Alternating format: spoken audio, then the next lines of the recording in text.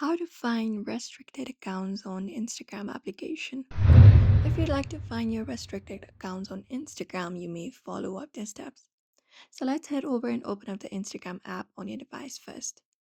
Once you open it up, you will be finding the home interface. You need to head over to profile from here in the bottom right corner, the profile tab. Once you are here, your profile appears here, and the next step you need to do is access the menu icon in the top right corner.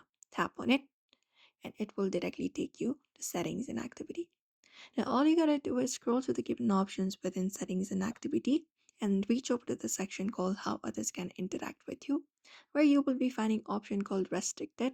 You just need to tap on that option and that will display a list of all of the accounts you have probably previously restricted. Right now I have not done so, so you can basically look out for the list here. You can just go ahead and do so, and that is it. So that's it. You can follow up the steps if you would like to find restricted accounts on Instagram app very easily. So I hope this video was helpful. Give it a thumbs up and subscribe for more tips and tutorials.